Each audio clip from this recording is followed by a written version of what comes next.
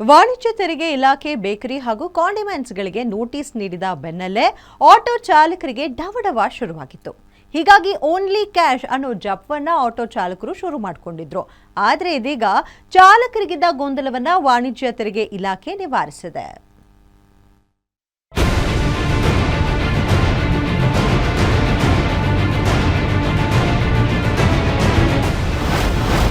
Auto ಚಾಲಕರೇ relax, ಬಿಟ್ಟಾಕಿ tax tension. ವಾಣಿಜ್ಯ ತೆರಿಗೆ ಇಲಾಖೆಯಿಂದ ಚಾಲಕರಿಗೆ ಗುಡ್ ನ್ಯೂಸ್.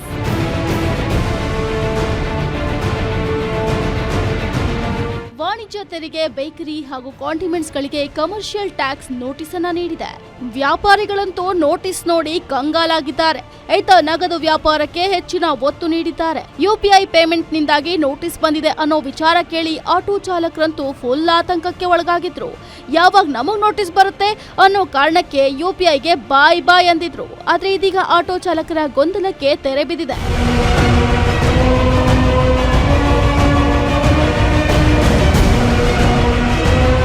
ನೋಟಿಸ್ ನೋಡಿ ಶಾಕ್ ಆಗಿದ್ದ ಆಟೋ ಚಾಲಕರು ಯುಪಿಐ ಬದಲು ಕ್ಯಾಶ್ ಓನ್ಲಿ ಅಂತ ನಿರ್ಧಾರವನ್ನ ಮಾಡಿದ್ರು.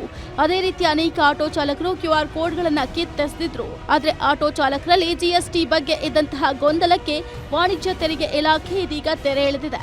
ಆಟೋ ಚಾಲಕರಿಗೆ ಯಾವುದೇ ವಾಣಿಜ್ಯ ತೆರಿಗೆ ನೋಟಿಸ್ ಬರೋದಿಲ್ಲ ಅಂತ ಸ್ಪಷ್ಟನೆಯನ್ನ ನೀಡಿದ್ದಾರೆ. ವಾರ್ಷಿಕ ಆದಾಯ 20 ಲಕ್ಷ ದಾಟಿದ್ರೆ ಮಾತ್ರ ಚಾಲಕರಿಗೆ ನೋಟಿಸ್ ಬರುತ್ತೆ. ನೋಟಿಸ್ ಬಂದ್ರೂ ಕಚೇರಿಗೆ ಬಂದು ಕ್ಲಾರಿಟಿ ನೀಡೋಕೆ ಸೂಚನೆ ನೀಡಿದೆ.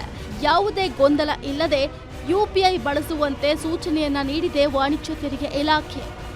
ಆಟೋ ಚಾಲಕರಿಗೆ ಎಲ್ಲ ಇದು ಯಾವ ರೀತಿಯಲ್ಲೂ ಎಫೆಕ್ಟ್ ಆಗೋದಿಲ್ಲ.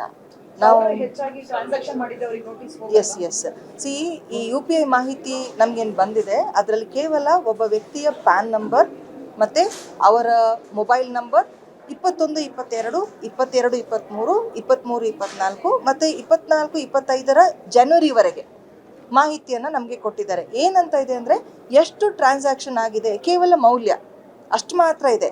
ಬಟ್ ಯಾವುದ್ರ ಮುಖಾಂತರ ಬಂದಿರುವಂತಹ ಈ ಹಣ ಅನ್ನೋದು ಎಲ್ಲೂ ನಮಗೆ ಡಿಸ್ಕ್ರಿಪ್ಷನ್ ಇರೋದಿಲ್ಲ. ಹಾಗಾಗಿ ನಾವು ಒಂದು ನೋಟಿಸ್ ಕೊಟ್ಟಿದ್ದೀವಿ. ನಾನು ಕೇವಲ ಆಟೋ ಚಾಲಕ, ನನಗೆ ಬೇರೆ ಯಾವ ರೀತಿಯ ಸೋರ್ಸ್ ಇಲ್ಲ ಅಂತ ಹೇಳಿ ಅವರು ಹೇಳ್ಕೊಟ್ರೆ we will accept that, we will verify and we will accept that. ಒಟ್ನಲ್ಲಿ ಆಟೋ ಚಾಲಕರಿಗಿದ್ದ ಗೊಂದಲವನ್ನ ವಾಣಿಜ್ಯ ತೆರಿಗೆ ಇಲಾಖೆ ಈಗ ಕ್ಲಿಯರ್ ಮಾಡಿದ್ದು ಆಟೋ ಚಾಲಕರು ನಿಟ್ಟುಸಿರು ಬಿಡುವಂತಾಗಿದೆ. Charan Moodbidri, metro bureau, guarantee news, Bengaluru.